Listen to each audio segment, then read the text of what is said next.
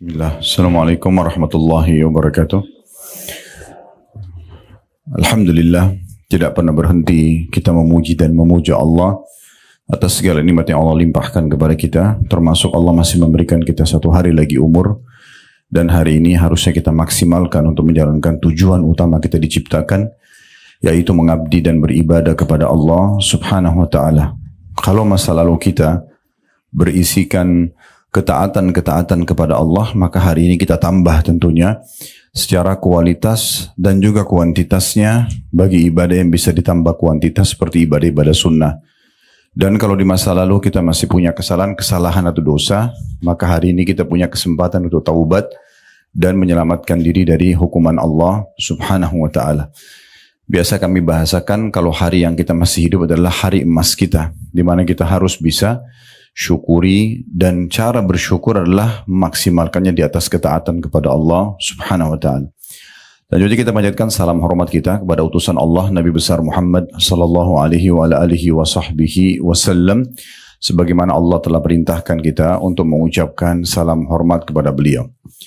Melanjutkan buku kita, ibu-ibu sekalian, yang ditulis oleh Dr. Sa'id bin Ali bin Wahf Al-Qahtani, agar doa dikabulkan dan sebab-sebab terkabul dan tertolaknya doa berdasarkan Al-Quran dan Sunnah.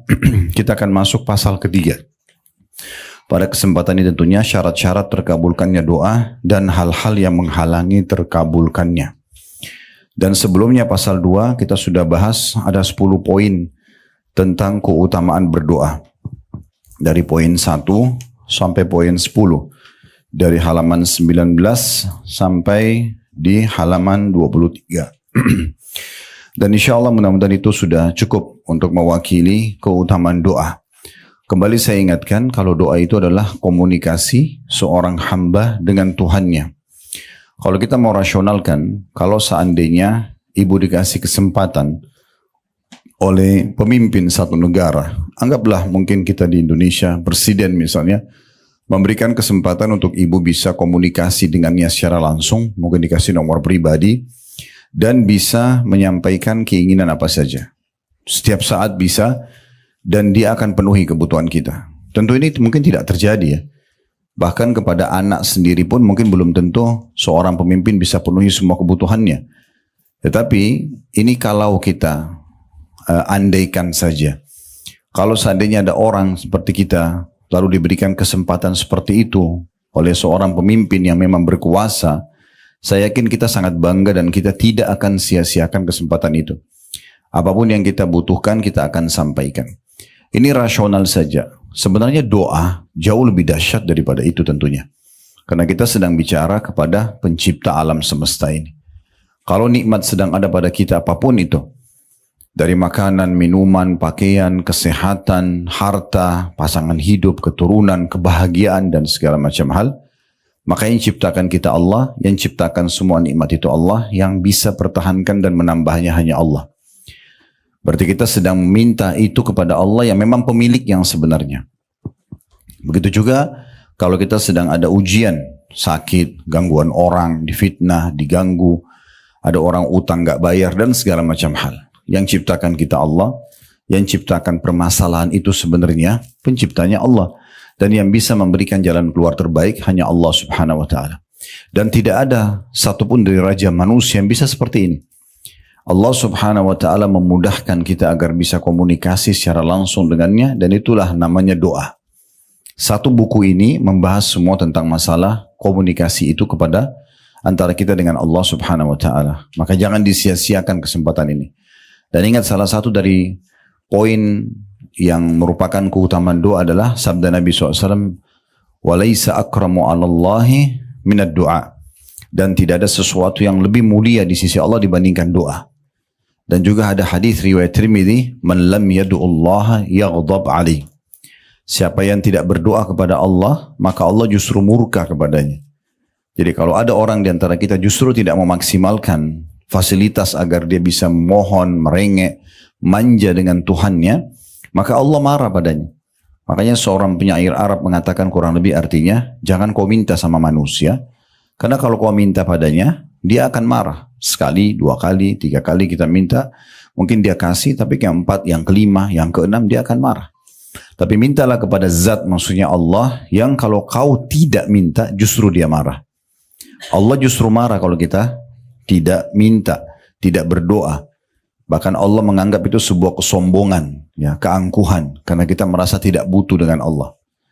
Juga sudah kita titik beratkan, saya ingatkan kembali, karena ini pondasi-pondasi dasar dalam doa. Ibu berdoa minta agar dipertahankan nikmat, kesehatan, keturunan, kebahagiaan, pasangan hidup, harta yang ada, pekerjaan. Itu lebih afdal ibu minta agar dipertahankan dibandingkan musibah ada baru ibu minta jalan keluarnya. Artinya tidak ada alasan untuk tidak berdoa. Jadi jangan bilang, saya lagi sehat kok Ustaz, saya lagi melimpah harta, saya lagi bahagia dengan suami sama anak-anak. Apa yang saya mau minta? Keliru.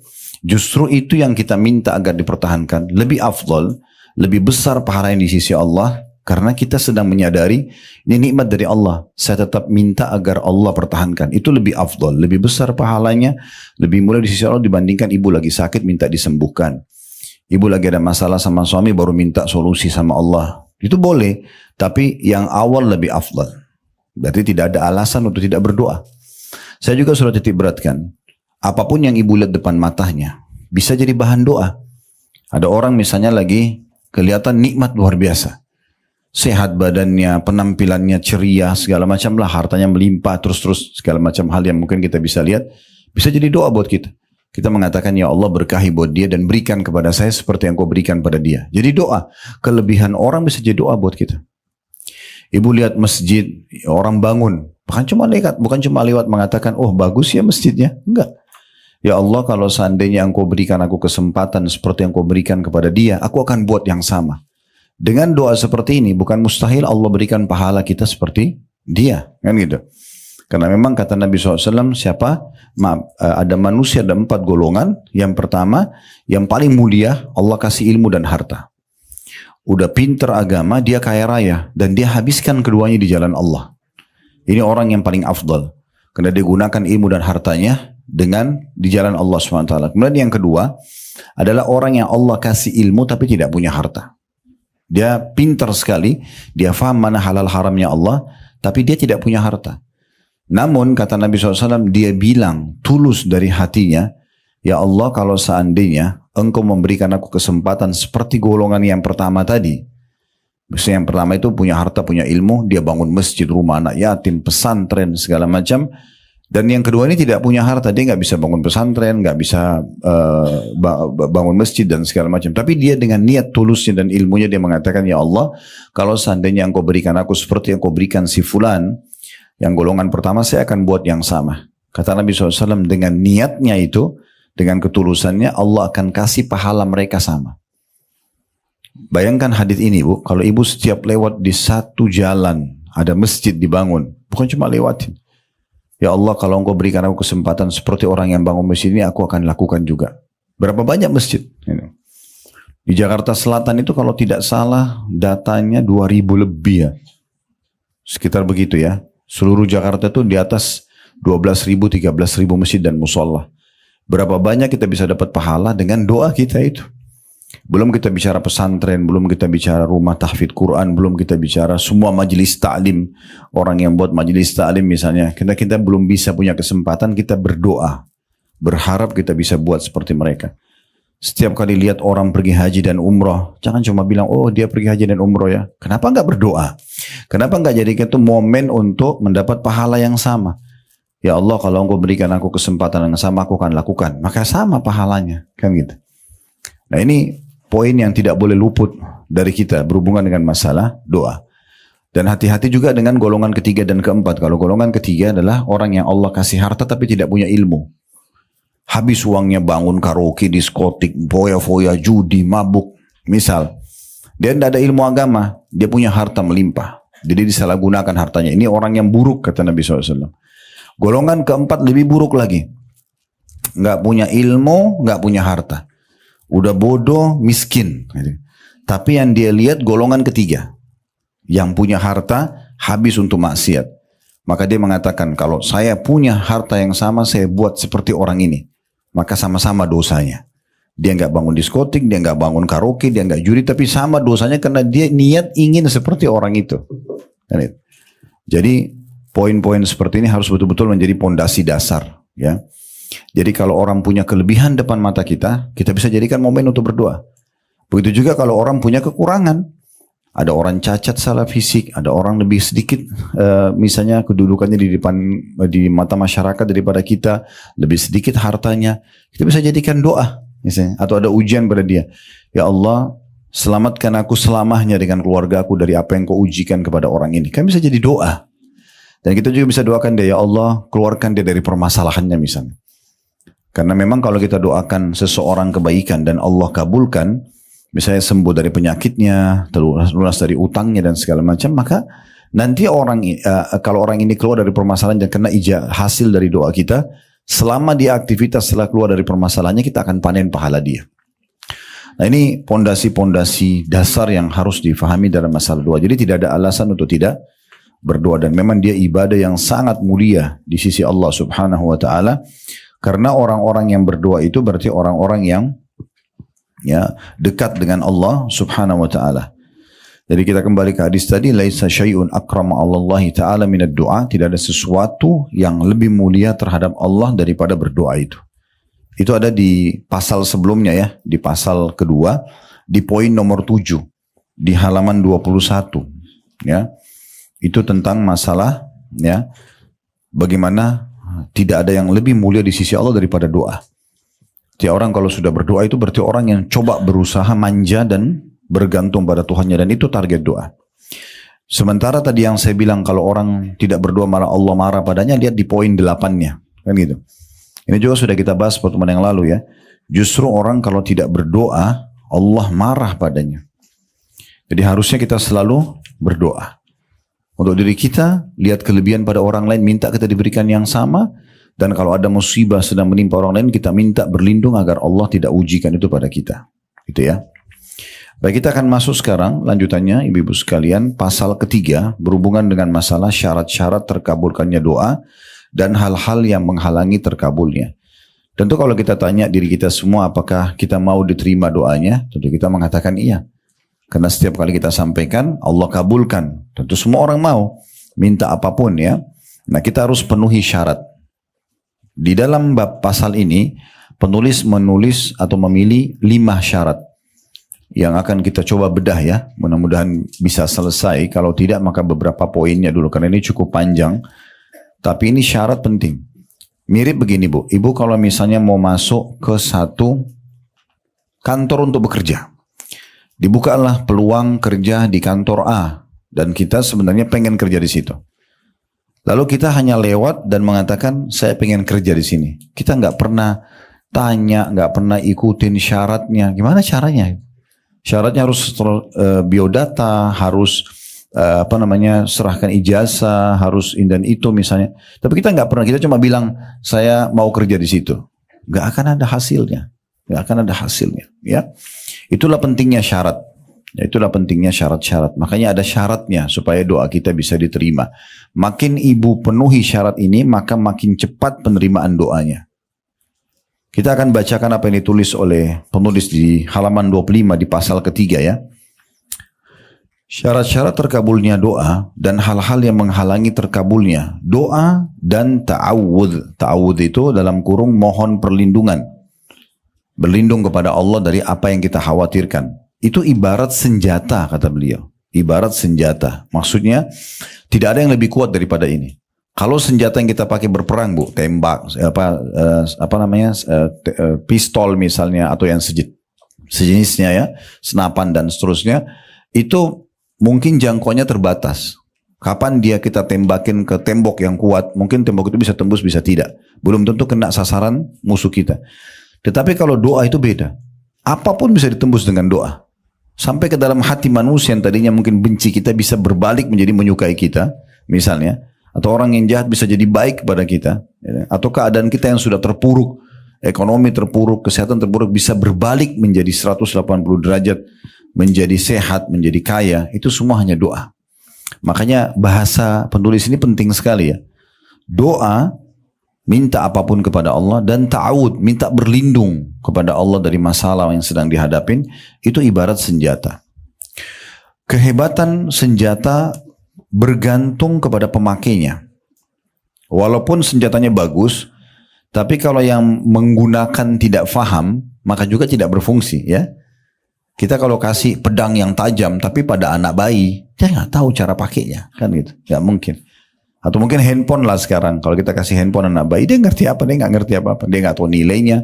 Bisa ibu-ibu kalau kasih anaknya yang kecil, mungkin bisa dibuang handphone itu, dia nggak paham ya nilainya. Jadi memang harus juga tergantung pada pemakainya. Bukan hanya dari ketajamannya saja.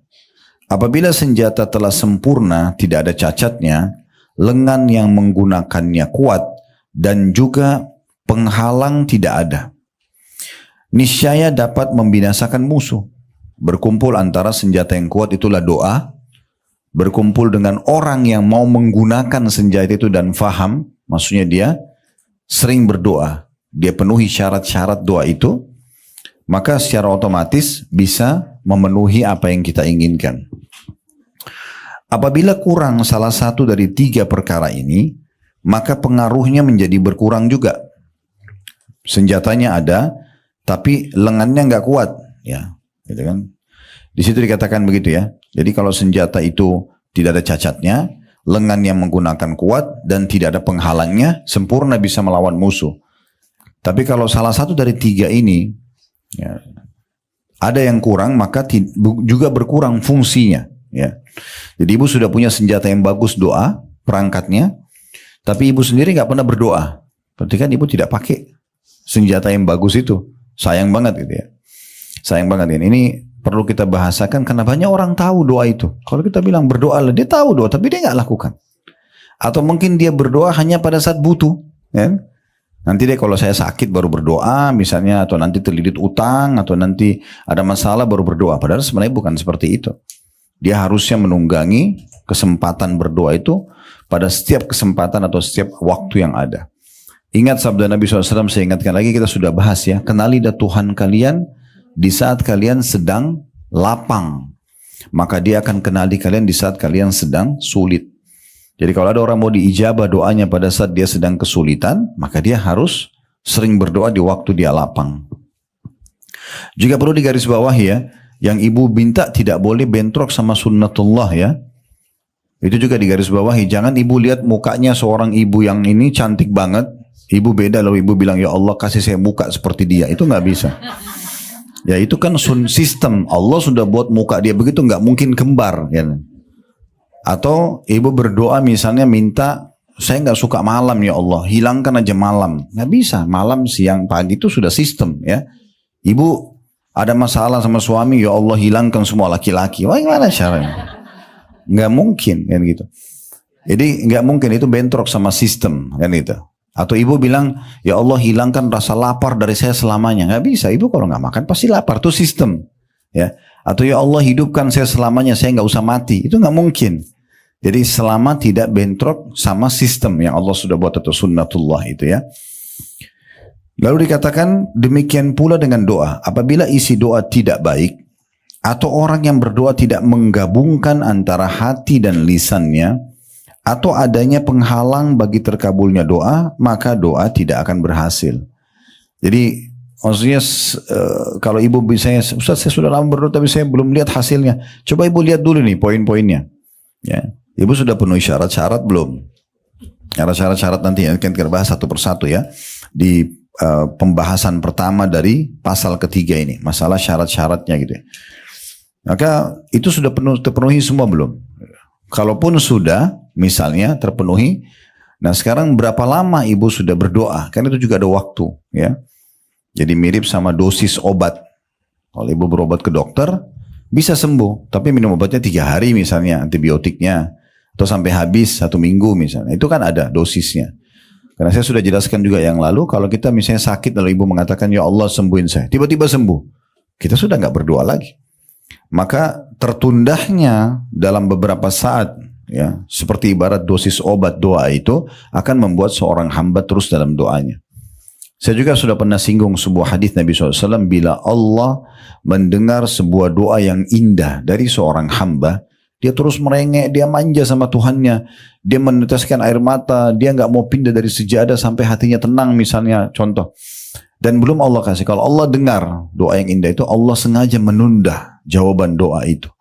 Kenapa? Agar hamba tersebut tetap dalam doanya.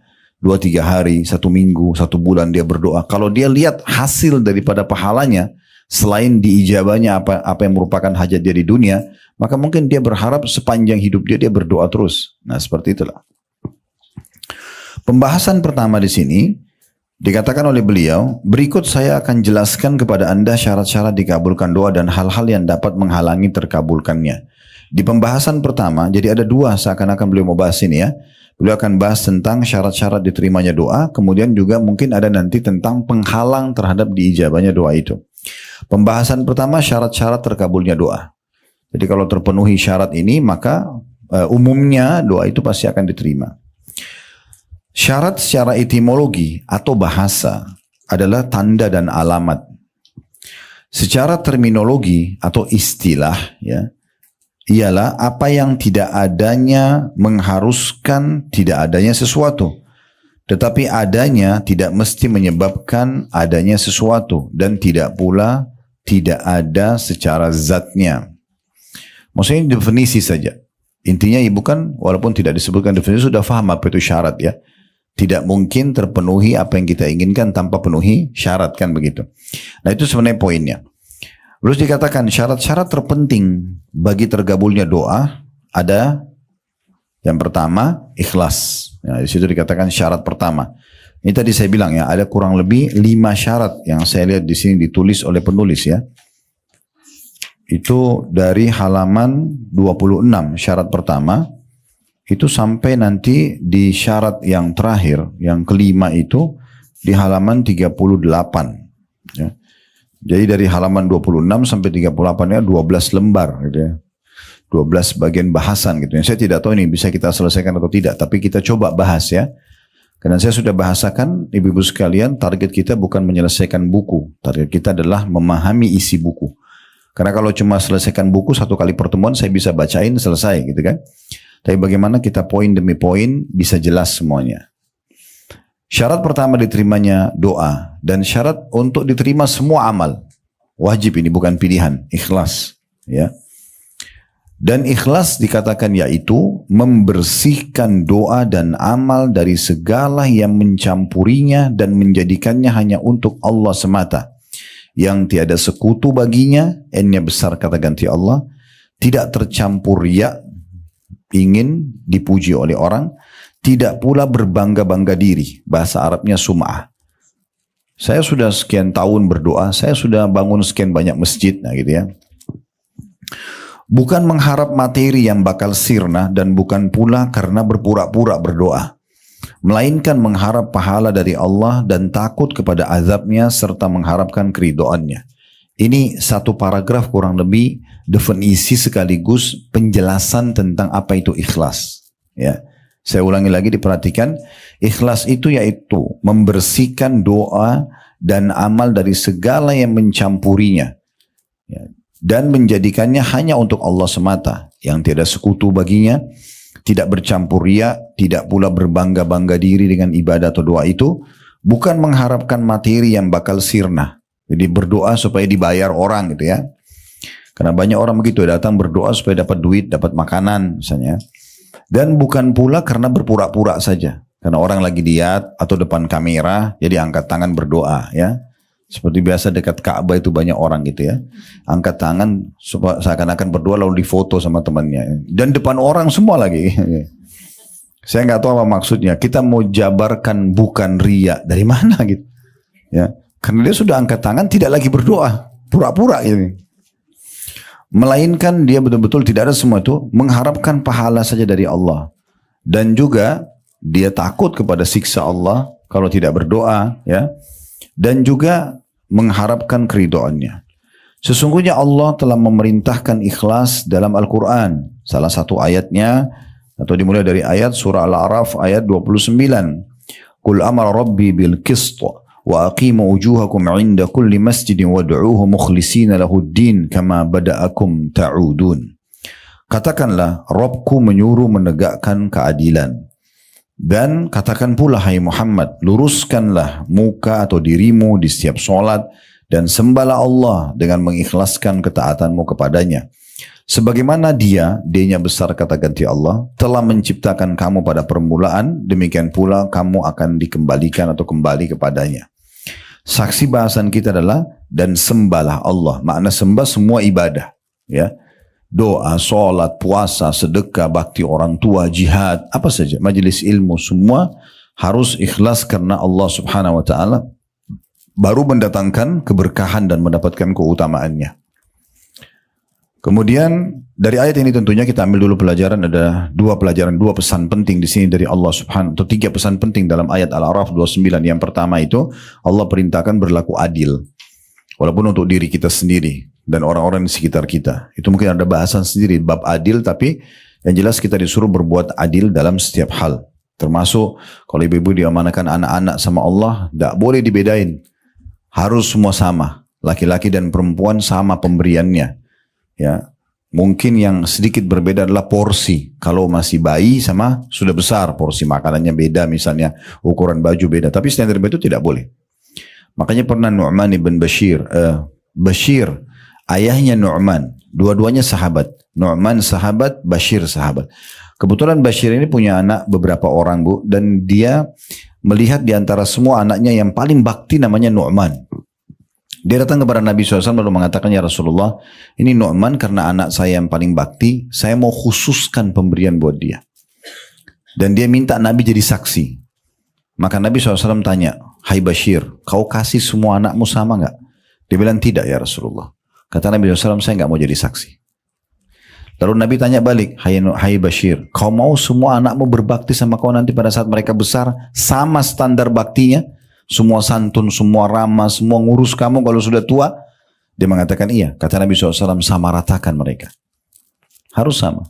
Ya, berikan porsi makanan sama semua. Apalagi kalau dekat-dekat umurnya ya. Berikan pakaian apa saja, nilainya harus sama. Kalau yang saya buat itu, di laptop saya pun saya susun tuh. Nama anak-anak, kalau ada satu anak yang beli mainan misalnya, yang lain tidak, saya beli saldo anak yang lain tuh. Jadi kita kasih saldonya, misalnya 50.000 nih, yang lain kakak adiknya nggak beli. Ya sudah, anak ini punya 50.000. Dia bisa beli untuk yang lainnya. Dia bisa mau bawa tambah uang sakunya atau apa, itu terserah. Karena nanti Allah akan tanya, ini adil nggak? Beda pemberian hidup begini, namanya hibah sama warisan. Nah kalau warisan memang laki-laki 2, perempuan 1, itu memang hukum Allah begitu ya. Karena anak laki-laki wajib kita nafkahi sampai balik saja, anak perempuan dinafkahi sampai sudah menikah. Sampai menikah gitu kan. Makanya perempuan selalu aman, sebelum nikah wajib dinafkahi oleh ayahnya, setelah nikah wajib dinafkahi oleh suaminya. Anak laki-laki tidak seperti itu, makanya Allah kasih warisan mereka lebih banyak ya, dan tidak boleh dilanggar ini Bu ya. Di negara kita sayangnya semoga Allah kasih hidayah, masih banyak orang yang begitu. Datang mengeluh sama saya, Ustaz, ini kakak saya perempuan gak setuju kalau dia dapat setengah, dia atau 1, kami dapat 2. Nah, itu hukum Allah. Terus saya mau jawab bagaimana? Ya harusnya difahami kalau itu hukum Allah gitu ya. Karena memang perempuan sudah terjamin dari setiap keadaan. Jadi kalau ada perempuan masih gadis misalnya belum nikah, walaupun sampai 40 tahun ayahnya tetap wajib menafkahinya. Jadi makan, minum, tidur tetap dijamin. Setelah nikah suaminya yang atur. Tidak ada sesuatu yang dikhawatirkan gitu kan. Kalau laki-laki gak bisa. Anak laki-laki itu hanya sampai balik. Kalau sudah balik, ibu dan suami masih biaya anak yang sudah balik laki-laki itu sudah sunnah. Bukan kewajiban. Tapi tetap tidak mungkin kita tega gitu ya. Tetapi hukum agamanya begitu. Anak laki-laki itu dia setelah balik itu kayak dia sudah boleh bekerja kan gitu. Nah seperti itu. Itu harus berlaku adil. Ya. Berlaku adil juga untuk diri kita sendiri. Seperti kita mengatur porsi makan, porsi tidur, porsi berolahraga, itu namanya berlaku adil. Ini babnya panjang sekali ya. Tapi Allah perintahkan kita berbuat qist atau keadilan dalam segala hal. Termasuk menengahi orang, jangan karena ini punya hubungan kerabat, lalu kemudian kita bela dia, nggak bisa. Atau ini teman dekat kita, salah ya salah. Ya, dan itu harus kita terapkan dalam hidup kita, biarkan orang lain tahu, oh kalau sama ibu ini saya nggak bisa buat apa-apa, karena pasti yang benar ya benar, ya salah. Nah itu memang pribadi kita seperti itu seorang muslim. Itu pesan pertama. Pesan yang kedua, ini yang disebutkan bahwasanya kita diperintahkan untuk mengikhlaskan niat kepada Allah Subhanahu wa taala dalam setiap ibadah. Sembahan atau cara kita menyembah Allah, berdoa, berzikir, apa saja, semua itu ikhlas karena Allah. Pesan ketiga, adanya diingatkan bahwasanya kita semua akan meninggal dunia dan akan kembali kepada Allah Subhanahu wa taala. Pasti akan kita kembali. Sehebat apapun kita jaga kesehatan kita, hidup di tempat yang udaranya asri lah, sehat lah, segala macam, olahraga, tetap mati di saat ajalnya datang gitu ya. Maka itu tidak mungkin kita pungkiri. Tapi memang kita juga tidak boleh putus asa mengatakan, toh kalau saya mau mati ya sudah biar aja, saya nggak usah olahraga, saya nggak usah sehat-sehatan, dan seterusnya. Itu juga keliru ya. Jadi kita memaksimalkan hidup kita dengan hal-hal yang baik, karena juga akan ada penilaian yang baik. Kenapa jenazah itu kalau mati tetap dimandikan, toh sebentar lagi dimasukkan di kuburan dan dimakan oleh tanah? Karena kita harus kembalikan jasad itu kepada Allah dalam kondisi utuh, baik, sebagaimana Allah pinjamkan kepada kita. Tetap disampoin, pakai sabun, pakai kain kafan yang bersih. Padahal sebentar lagi masuk tanah dimakan sama belatung tanah. Dan kata Nabi SAW, semua jasad kalian akan dimakan oleh tanah kecuali tulang ekor kalian yang darinya nanti Allah akan bangkitkan kalian pada hari kiamat. Tapi yang jadi saksi bahasan tetap dibersihkan jenazah itu. Nah, begitu juga kita masa hidup kan. Kita Allah berikan rasa gerah. Gak nyaman rasanya kalau gerah. Tapi kalau kita mandi seger. Supaya kita jaga badan itu. Kita kalau nggak sikat gigi nggak percaya diri ngomong sama orang. Tapi kalau sikat gigi bersih rapi, kita jadi percaya diri. Semua kita lebih suka wangi, penataan yang rapi, dan kita tidak suka justru yang berantakan, bau yang tidak sedap. Orang semua manusia tidak suka. Itu Allah buat fitrah supaya kita memang melalui hidup kita dengan hal-hal yang baik-baik. Hidup ataupun meninggal dimaksimalkan. Jangan karena mau mati juga tuh hanya tidak merawat diri, bukan seperti itu juga ya. Itu yang dimaksudkan. Kemudian firman Allah yang selanjutnya, ini dalil yang kedua tentang masalah ikhlas, surah Ghafir ayat 14, nama lainnya surah Mu'min. Nah, surah nomor 40 dalam Al-Quran ini ya. Kalau Al-A'raf tadi itu ada surah nomor 7. Fad'ullaha mukhlisina lahuddina walau karihal kafirun. Maka sembahlah Allah dengan memurnikan ibadah kepadanya meskipun orang-orang kafir tidak menyukainya. Di sini ada satu pesan dari ayat ini adalah bagaimana kita disuruh ikhlas kepada Allah Subhanahu wa taala, tulus. Walaupun orang kafir tidak suka, bisa memiliki dua makna. Makna yang pertama, dia tidak suka karena itu adalah pondasi agama kalian, disuruh ikhlas. Ya. Kalau mereka tidak kenal namanya ikhlas, mereka pokoknya minta bantu orang harus ada imbalannya, gitu ya. Islam tidak mengajarkan itu, Bu ya. Jangan sampai ibu berprinsip seperti itu. Artinya setiap ada orang yang akan berkenalan sama ibu langsung berpikir, saya dapat apa secara duniawi dari orang ini? Kaya nggak? Dapat jabatan nggak? Dapat ini? Itu nggak bisa dalam Islam, nggak ada. Kita disuruh berteman sama semua orang, mau kaya mau miskin ya, semua kita berteman sama mereka. Selama mereka adalah orang-orang yang beriman, yang bisa menambah iman kita, kenapa kita tidak berbaur sama mereka? Yang dilarang hanya bergaul sama orang-orang fasik, orang munafik ya. Fasik itu ahli maksiat, hidupnya semua penuh dengan pelanggaran agama. Jangan kita terpengaruh nanti. Dia ke neraka, kita ke neraka. Dia dihukum, kita dihukum kan gitu. Tapi selama tidak, kita berteman sama semua orang. Dan memang Islam menyuruh mendahulukan untuk mencari pahala dibandingkan urusan dunia.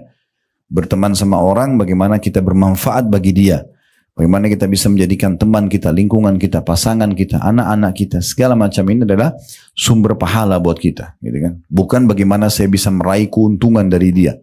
Nah itu poin yang harus kita garis bawahi. Nah itu perbedaan kita sama orang-orang kafir.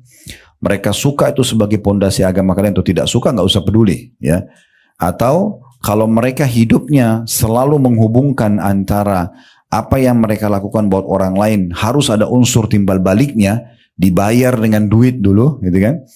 Maka itu berarti juga sifat orang kafir. Orang muslim tidak seperti itu. Kita dibalas, misalnya ibu kirim makanan ke tetangga, dibalas lagi makan atau tidak bagi kita nggak penting, karena bagi saya sudah memberi, saya sudah sedekah. Kok dia kasih juga ya alhamdulillah, nggak usah bilang ini tetangga nggak tahu diri ini ya.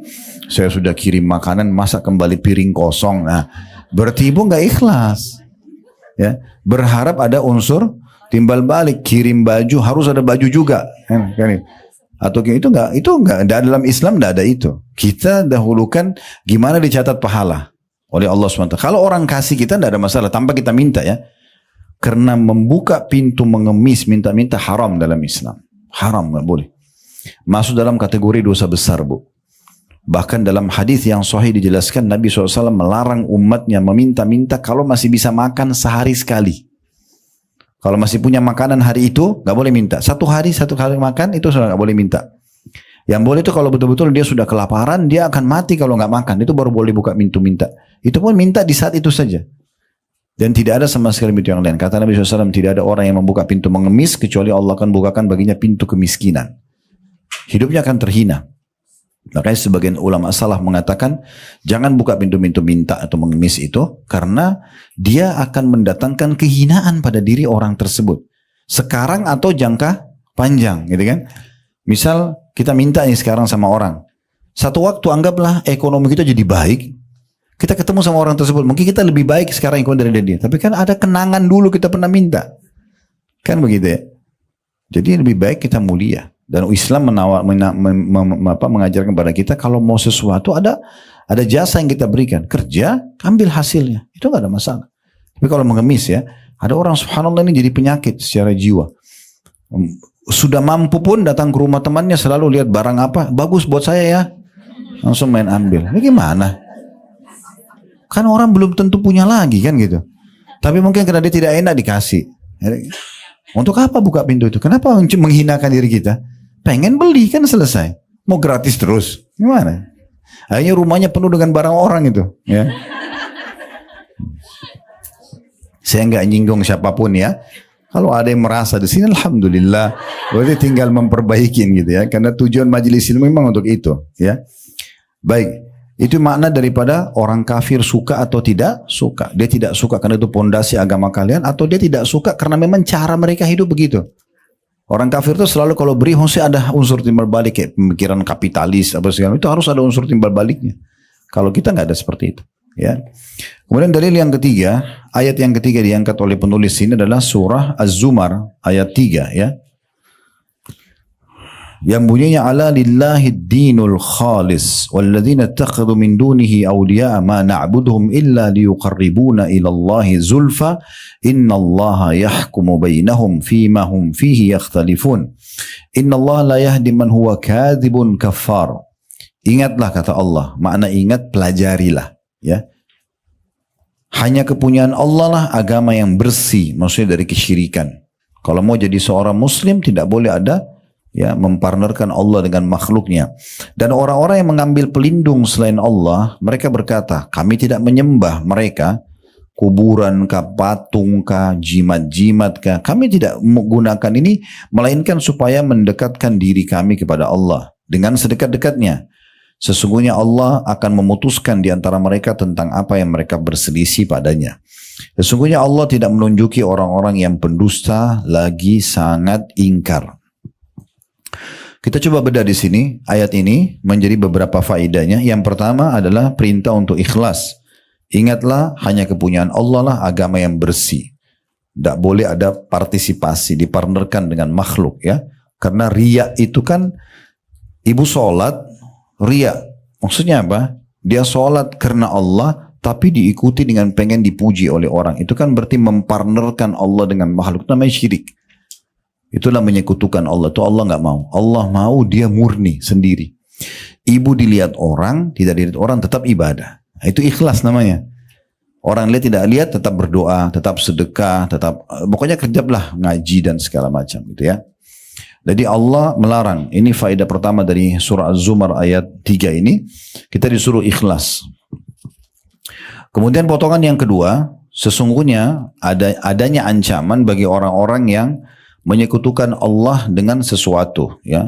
Dan kebanyakan mereka menganggap apa yang mereka lakukan dari sekutu-sekutu itu adalah perbuatan yang baik. Kayak orang pakai jimat ya, mungkin ada perempuan karena mau cantik pakai susuk atau apa itu semua, atau mau supaya laris usahanya pakai pelaris. Semua ini nggak diperlukan. Kita nggak pernah punya pilihan untuk membentuk alis kita, bibir kita, hidung kita, telinga, rambut. Kita nggak pernah pilih, lahir begitu. Berarti Allah pencipta sudah pilihkan yang terbaik. Ibu nggak usah khawatir. Allah datangkan nanti orang yang suka itu. Iya. Jadi nggak perlu khawatir, nggak usah ikuti mukanya dia atau mukanya ini, kan gitu. Saya pernah lihat cuplikan di negara kita ada orang laki-laki, tangannya puntung dua-dua, kakinya puntung, ada istrinya, ada anaknya. Kuasa Allah. Allah datangkan jodohnya. Cuma kadang-kadang kita yang rewel. Datang ini, terlalu pendek. Datang ini, terlalu gemuk. Datang ini, terlalu hitam. Tidak mau. Datang sinyal Allah nolak terus. Istikharah saja. Kalau hati tenang, bismillah, kita tidak tahu mana yang baik gitu ya. Ada seorang wanita sangat cantik di Madinah. Terkenal sangat solehah dari keluarga baik-baik. Nabi punya seorang sahabat namanya Julaibib. Pernah dengar nama ini? Julaibib ini terkenal di masa Nabi itu dengan orang yang buruk rupa. Jelek orangnya secara fisik gitu ya. Begitu disebutkan dalam hadis. Terus Nabi lihat, Julaibib ini orangnya tampangnya buruk, ya jelek, tambah badannya kecil, kurus. Nabi datang ketemu dia, lalu Nabi mengatakan, "Hai Julaibib, kenapa kau tidak nikah?" Dia bilang, dia tahu diri, dia mengatakan, "Ya Rasulullah, siapa yang mau sama saya nih?" Dia tahu diri, dia siapa yang mau? Kata Nabi, saya akan coba nikahkan kamu. Nabi pilih salah satu rumah orang Ansar yang ada perempuan cantik ini. Tapi dia terkenal keimanannya, sangat kuat imannya perempuan. Lalu Nabi SAW ucapin salam, disambut sama pemilik rumah. Nabi bilang, orang-orang Arab tuh biasanya kalau mau melamar, dia bilang, kami punya hajat pada kalian. Kata-kata hajat ini berarti mau melamar gitu. Nabi bilang, kami punya hajat dengan kalian. Ini tuan rumahnya kira Nabi yang mau melamar. Oh, selamat datang ya Rasulullah, sambut. Nabi bilang, bukan buat saya, buat Julaibib ini. Terus orang tuanya perempuan ini bilang, sebentar, kalau untuk Julaibib kami tanya dulu anaknya. Begitu kalau ibu baca kisahnya itu ya. Kami tanya dulu, anaknya mau nggak ini? Karena Julaibib dikenal memang buruk rupa gitu ya. Maka pas waktu ayah ibunya ini nyambut Nabi, rupanya si anak gadis ini dengar dari dalam. Langsung dia mengatakan, wahai ayah dan ibu, apakah anda berdua akan menolak lamarannya Rasulullah? Ini yang lamarin Nabi nih, bukan orang biasa. Gak mungkin dia sembarangan datangin orang. Maka karena itu lamaran Rasulullah, nikahkan saya sama Julaibib. Ya. Akhirnya menikah. Baru berapa hari menikah, terjadi perang. Dan Julaibib ikut berperang, mati syahid. Dan waktu Nabi ketemukan jenazahnya Julaibib, itu digendong oleh Nabi. Di sebelahnya Julaibib ada 7 orang kafir yang dibunuh sama dia. Dia mati syahid dan dia juga membunuh orang kafir. Dan dengan itu istrinya ini dapat syafaatnya, kan masuk surga. Allah balas dengan begitu. Nah seperti itu gambarannya. Tapi itu cuma sebagai contoh saja gitu ya.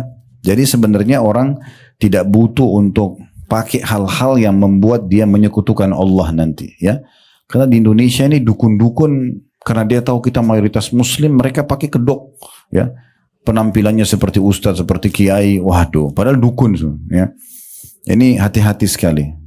Jadi kalau mau suami suka, pakai alam manusia aja ya. Nggak usah lintas alam. Bawa foto ke dukun buat lintas, datangkan jin lintas alam supaya suami suka. Untuk apa? Tatapan mata yang syahdu, ucapan yang santun, jaman tangan yang ramah, tulus dari hati, selesai. Manusia suka. Itu saja kok cara manusia. Untuk apa pakai cara yang lain, mantra-mantra segala macam, makanannya, minumannya, pakaiannya, omong kosong semua ini ya. Kesyirikan kepada Allah, nggak boleh. Nggak boleh, itu diantaranya. Jadi nggak boleh. Kemudian selanjutnya, yang ketiga yang bisa diambil adalah bagaimana Allah Subhanahu wa taala memastikan kalau Allah akan menghakimi orang-orang yang berbuat kesalahan seperti ini, dan juga Allah tidak akan pernah memberikan petunjuk bagi orang-orang yang dusta dan sangat ingkar, ya. Selanjutnya ayat yang keempat, saksi bahasan sudah jelas tadi di poin kedua ya, atau di poin pertamanya dalam surah Az-Zumar ini tentang Allah suruh kita ikhlas. Kemudian selanjutnya surah Al-Bayyinah ayat 5. Allah Subhanahu wa taala berfirman, "Wa ma umiru illa liya'budullaha mukhlishina lahud-din hunafa'a wa yuqimus salata wa yu'tuz zakata wa dzalika dinul qayyimah." Padahal mereka tidak disuruh kecuali supaya menyembah Allah dengan memurnikan ketaatan kepadanya dalam menjalankan agama yang lurus, dan supaya mereka mendirikan salat dan menunaikan zakat, dan yang demikian itu adalah agama yang lurus. Saksi bahasan kita di sini adalah ada 2. Yang pertama, perintah menyembah Allah dengan memurnikan ketaatan kepadanya. Maksudnya tidak ada unsur manusia, tidak ingin dipuji oleh manusia segala macam. Memberi memang karena Allah, sujud dan ruku'un karena Allah, berdoa karena Allah, baca Quran karena Allah, semua karena Allah. Jadi tidak ingin pujian manusia. Ya. Dan perlu saya tambahkan poin di sini, ibu kalau lihat ada temannya ahli ibadah, keluarganya suka ibadah, jangan dipuji depannya ya. Tidak boleh dipuji. Kamu tadi sholat bagus banget ya. Itu jangan dipuji, nggak boleh ya. Karena jangan sampai dia ikhlas jadi berubah ya. Makanya pernah ada orang di masa Nabi SAW sholatnya bagus banget. Jadi sangat bagus tuh maknina, takbiratul ihram, rukunya, i'tidalnya, sujud, semua dengan tenang sampai salam. Tapi itu agak jauh dari Nabi. Ada orang duduk di sebelah Nabi bilang begini, ya Rasulullah, saya suka banget dengan sholatnya orang ini. Luar biasa gitu. Maksudnya khusyuk. Nabi bilang, jangan kau perdengarkan itu. Karena kau perdengarkan pada dia, kau akan membinasakannya. Sekarang ikhlas sudah bagus nih. Begitu kau bilang, oh tadi sholatmu bagus ya. Wah dia ikutin jadi riak kan. Jadi masalah itu ya. Jadi gak usah dipuji-puji. Nah sama ibu juga kalau buat baik, gak usah tunggu dipuji. Ibu bantu orang nih. Terus diambil langsung dia pergi. Jangan bilang ini orang gak tahu terima kasih. Lo memang mau dipuji sama dia atau memang ikhlas kan Allah? Ya sekarang biarin aja. Makin orang terima pemberian kita, makin kita dipuji, makin bagus. Kita makin bersih hatinya kan. Dan setiap kali sudah berbuat amal, lupain aja. Sudah dicatat oleh malaikat. Tidak usah diingat-ingat. Ini biasa kalau kita suka ingat-ingat ini, itu jadi senjata buat syaitan itu. Oh saya sudah 1 tahun ini sholat malam terus. Nah, diingat-ingat. Akhirnya syaitan bisa tunggangi tuh. Lagi ngobrol sama teman-teman. Mereka ngomongin, oh saya kok susah sekali bangun sholat malam ya. Syaitan bisikin, bu kan kamu sholat malam 1 tahun kan gitu. Ceritain pengalamannya. Baru bisikannya bagus gitu kan. Supaya mereka juga termotivasi. Ini omong kosong. Ya. Kan tidak perlu begitu. Apa yang motivasi ibu dulu mau sholat malam, cuplikan ceramah misalnya. Kirim aja ke grup kasih mereka. Gak usah kita ceritain diri kita. Karena antara ikhlas sama riya ini tipis sekali. Kan itu. Kita tadinya ikhlas, bisa jadi riya. Padahal sudah ikhlas, itu kan bahaya sekali. Jadi harus hati-hati sekali masalah itu. Itu poin yang pertama. Poin yang kedua, kita diperintahkan untuk mendirikan sholat dan juga menunaikan zakat. 2 rukun Islam yang sudah masyhur tentunya. Baik, itu tadi 5 ayat Al-Quran yang diangkat oleh penulis sebagai dalil tentang masalah perintah ikhlas. Sekarang kita masuk, beliau mengangkat hadis Nabi SAW. Ya, di situ ada sebuah hadis yang diangkat. Dari Abdullah bin Abbas radhiyallahu anhuma, ini sepupu Nabi SAW, Abdullah sepupu Nabi, Abbas paman Nabi ya, kita bilang radhiyallahu anhuma berarti berdua gitu ya, karena dua-duanya sahabat. Beliau berkata bahwa suatu hari saya duduk di belakang Rasulullah SAW dan Rasulullah SAW bersabda kepadaku, ya gulam, inni u'allimuka kalimat, ihfadillah yahfaduk, ihfadillah tajidhu tujahak, idza sa'alta fas'alillah وإذا استعنت فاستعن بالله واعلم أن الأمة لو اجتمعت على أن ينفعوك بشيء لم ينفعوك إلا بشيء قد كتبه الله لك ولو اجتمعوا على أن يضروك بشيء لم يضروك إلا بشيء قد كتبه الله عليك رفعت الأقلام وجفت الصحف. Ya, sebelum saya baca terjemahan ini, hadis yang paling agung berhubungan dengan masalah ya agama kita dan bagaimana menjalin hubungan baik dengan Sang Pencipta Allah Subhanahu wa taala.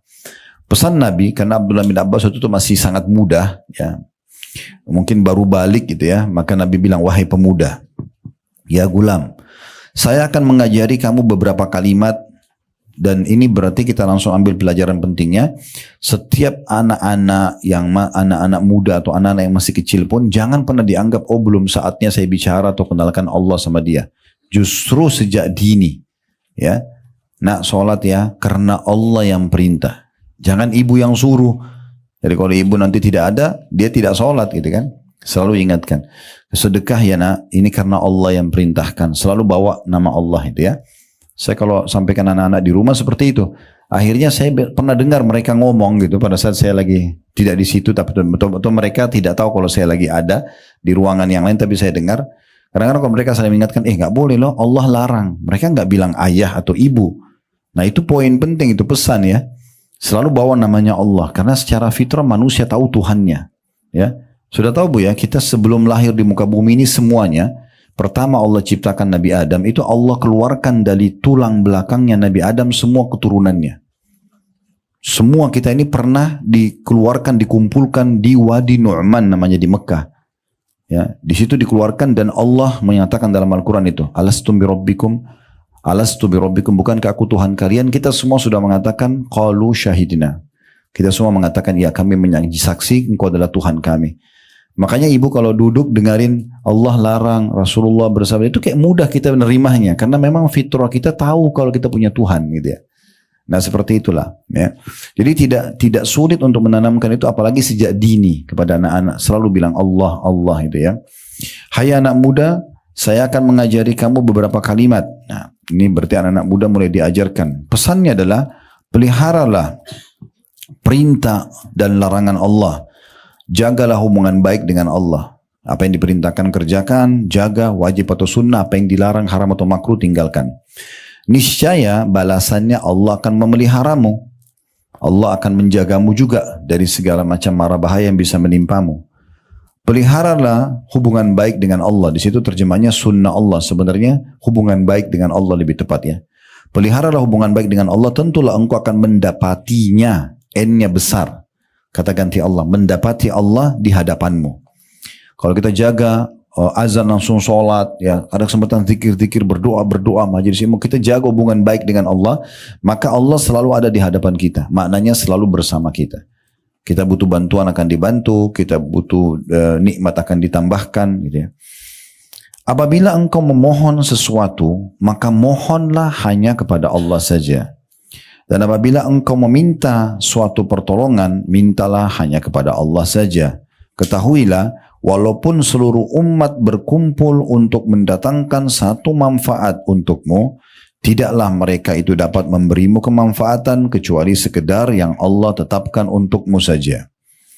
Dan jika mereka berkumpul untuk mendatangkan suatu kemudaratan atau bahaya untukmu, maka tidak juga mereka itu sanggup memudaratkanmu, melainkan hanya sekedar yang Allah telah tetapkan terhadapmu. Qalam atau pena yang dipakai untuk tulis takdir telah diangkat, dan segala lembaran tulisan telah kering tintanya. Hadis ini diriwayatkan oleh Tirmidzi.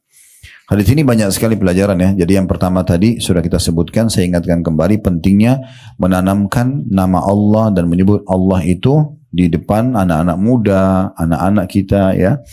Itu kita biasakan mengucapkan itu. Yang kedua, adanya anjuran untuk menjaga hubungan baik dengan Allah. Hubungan baik dengan Allah itu kita jaga perintahnya. Wajib ataupun sunnah. Termasuk sunnah bu ya.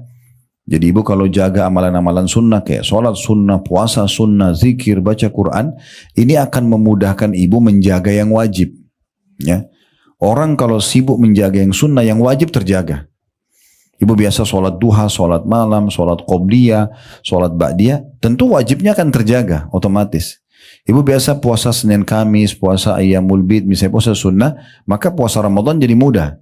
Ibu biasa sedekah, zakat jadi mudah. Ibu biasa umroh, haji jadi nggak asing, gitu kan? Nah seperti itulah. Jadi kita menjaga amalan yang Allah perintahkan wajib ataupun sunnah. Jangan ibu bilang kan itu cuma sunnah. Ya sunnah juga perintah agama, ya. Dan dia berfungsi untuk menyempurnakan amal wajib yang kurang di hari kiamat. Kemudian juga sama dengan meninggalkan apa yang Allah larang. Bukan cuma sekedar haram, tapi yang makruh juga. Contoh makruh, ibu makan dan minum berdiri. Ya, makruh itu artinya kalau dikerjakan tidak berdosa, ditinggalkan berpahala. Apa susahnya ibu dari kursi duduk? Walaupun ibu minum berdiri boleh saja. Karena hukumnya makruh, tidak berdosa. Tapi kalau ibu duduk dapat pahala. Hausnya hilang dapat pahala. Kenapa nggak dilakukan? Kan gitu contohnya. Jadi jangan sampai karena makruh lalu kita mengatakan tidak masalah. Enggak, itu juga termasuk larangan. Ya. Jadi meninggalkan yang haram juga yang makruh. Itu maknanya peliharalah ya hubungan baik dengan Allah dalam kurung perintah dan larangannya. Itu pelajaran yang kedua. Niscaya Allah akan memeliharamu. Ya, pasti kau akan dapat Allah ya selalu menjagamu. Kemudian juga peliharalah hubungan baik dengan Allah, tentulah engkau akan mendapatinya di hadapanmu. Ini masih berhubungan dengan faedah yang kedua tadi. Menjalin hubungan baik dengan Allah akan mendatangkan Allah pelihara kita, Allah selamatkan dari mara bahaya gitu ya. Pelajaran yang ketiga ini dalam sekali ya, yaitu kalau seandainya ada satu umat kayak manusia semuanya ingin memberikan kepada ibu manfaat, mereka ingin memberikan kepada ibu sesuatu, Nabi SAW bilang manfaat yang sampai kepadamu itu hanya yang sudah Allah takdirkan. Jadi bukan karena mereka, tapi karena Allah takdirkan, maka sampailah kepadamu. Dan kalau seandainya mereka mau membahayakanmu, mau datangkan musibah, ada orang yang mau mengganggu kita, bukan satu orang, satu negeri, tidak akan menimpamu kecuali yang sudah Allah catatkan untukmu. Memang takdirnya kita harus sakit di saat itu, kita harus tabrakan di saat itu, memang begitu. Jadi bukan karena orang-orang, itu cuma sebab saja. Itu cuma sebab. Berarti memang semua bersumber dari Allah Subhanahu wa Ta'ala. Kita tidak perlu jauh-jauh untuk mencari sebabnya gitu ya. Itu poin yang ketiga. Dan poin yang keempat, sesungguhnya semua takdir sudah dicatat dan semua sudah kering. Artinya di Lauhil Mahfuz sebelum kita diciptakan, ibu-ibu sekalian, semua sudah dicatat. Ini yang kita kumpul hari ini, belajar di sini, ini sudah tercatat di Lauhil Mahfuz. Kita mungkin tahun lalu, bulan lalu tidak tahu kalau kita mau ketemu di sini misalnya. Tapi ini sudah dicatat sama Allah. Allah tahu besok ini kita mau makan apa, kita akan pakai baju apa. Sampai kita mati, Allah sudah catat di Lauhil Mahfuz dengan keluasan ilmu Allah. Itulah namanya takdir. Allah tidak paksakan. Ya, ada sistem yang Allah buat. Memang kita nggak bisa ikut campur. Pergantian siang malam, ya. Kita lahir dari rahim ibu siapa, kita meninggal kapan, itu nggak bisa kita campur. Tapi ada namanya af'al ibad. Sikap dan perbuatan yang kita lakukan dalam keseharian. Ibu hari ini semua yang pakai baju ini, pilih baju ini, itu kan pilihan kita. Ibu di lemari mungkin banyak pilihan bajunya. Tapi ibu pilih baju ini, itu kan berarti pilihan kita. Tadi mungkin waktu makan siang, ibu pilih makan, ada pilihannya ibu pilih makanan yang B, bukan yang A misalnya. Itu pilihan. Ini Allah sudah tahu semua apa yang kita mau pilih dan dicatat di Lauhil Mahfuz. Jadi Allah itu nggak paksa kita. Di antaranya jodoh ya. Jodoh itu pilihan hamba. Makanya ibu kalau punya pilihan mau nikah sama A, B, C, ibu pilih C, itu kan pilihan ibu.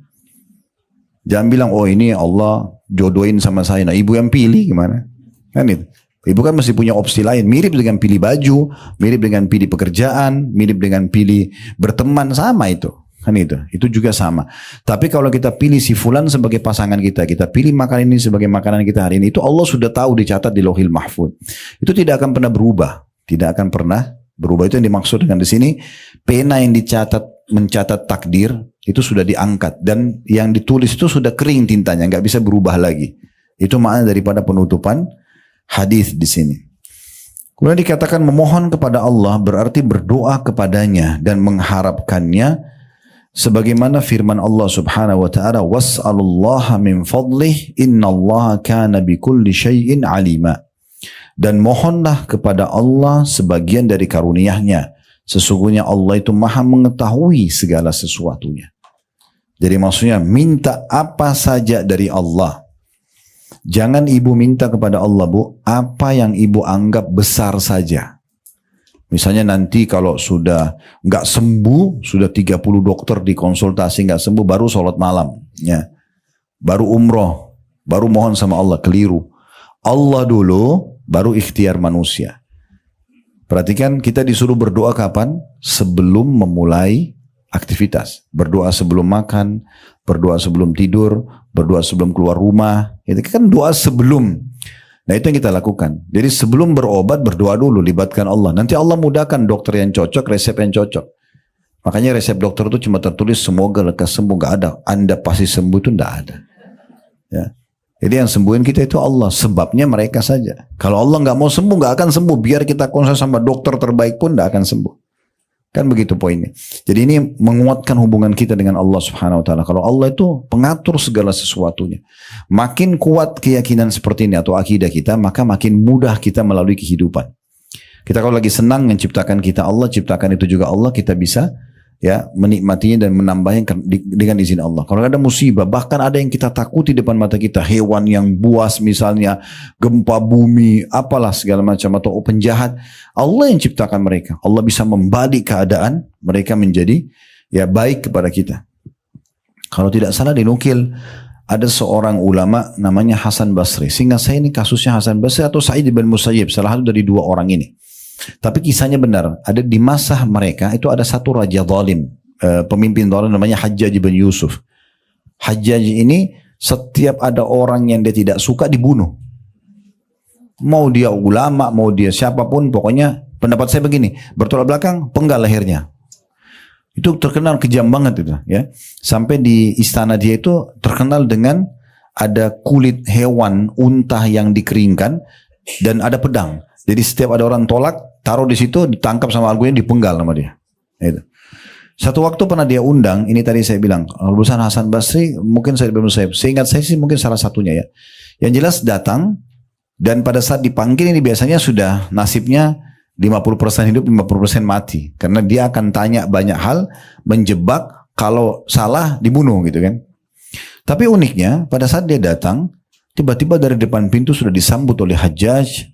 Belum pernah Hajjaj berdiri dari singgasananya sambut orang, disambut depan pintu istana, dipanggil duduk di sebelah singgasananya, ditanya banyak hukum agama, kemudian dikasih parfum yang termahal waktu itu ada dia punya, diolesin di tangan dan di jenggotnya si alim ini gitu. Udah akhirnya pergi, orang itu pergi, si alim ini pergi. Begitu pergi ditanya oleh orang-orang, kami sangat yakin tadi waktu Anda dipanggil ini cuman kehidupan Anda cuman tinggal pada saat ngobrol aja sama dia. Karena dia memang sering gitu. Terjebak orang, dibunuh gitu. Apa yang Anda ucapkan? Kenapa Anda bisa selamat dari jahatnya orang ini? Dan tadi waktu Anda masuk, saya lihat mulut Anda komat kamit. Dia bilang, saya berdoa kepada Allah, ya Allah jadikanlah kejahatannya ya, dan keganasan orang ini justru menjadi kebaikan dan kasih sayang buat saya. Allah balik orang jahat itu jadi baik buat dia. Dan begitu semuanya. Begitu semuanya. Ya. Jadi tidak ada yang mustahil. Kisah yang lain adalah seorang salafus saleh pernah dia tidur di sebuah hutan. Karena masa dulu orang cuma handalkan cahaya matahari. Tiba maghrib dia sudah di tengah hutan, dia tidur. Dia bangun sholat tahajud. Begitu dia selesai 2 rakaat pertama, depan mata dia ada harimau. Meraung dengan keras, gigi taringnya kelihatan. Udah lapar, mau makan dia. Dia berpikir, kalau saya coba melawan, harimau lebih kuat. Lari lebih kencang. Lalu dia mengatakan, kalau seandainya, dia bilang hadap harimau itu, kalau seandainya Allah yang telah menciptakan saya dan kamu mengutusmu untuk memakanku, takdirku dimakan sama kamu, saya tidak akan melawan. Tapi kalau kau datang untuk mengganggu ibadahku dengan Allah, aku akan minta kepada Allah untuk membinasakanmu. Dia bilang sama harimau itu begitu, dengan penuh keyakinan. Maka harimau itu tiba-tiba menutup mulutnya lalu meninggalkan orang ini. Seganas apapun harimau itu makhluknya Allah juga. Itu keyakinan, nama itu akidah. Kalau ini kuat di dirinya ibu-ibu akan hidup bahagia. Karena tenang sekali. Ada nikmat kita berharap tinggal minta sama Allah. Mau rumah besar, mau amal soleh orang buat, kita bisa minta seperti yang saya bilang. Ada musibah, ada masalah, Allah bisa selamatkan kita. Dengan hanya mohon kepada Allah. Itu kekuatan doa yang luar biasa. Jadi harus ditanamkan betul-betul ya. Yang penting ingat ikhlas karena Allah subhanahu wa ta'ala. Itu poinnya ya. Nanti kita akan masuk insyaAllah poin yang kedua. Mungkin begitu saya. Subhanakallahumma bihamdika. Asyhadu an la ilaha illa anta astaghfiruka wa atubu ilaik. Wassalamualaikum warahmatullahi wabarakatuh.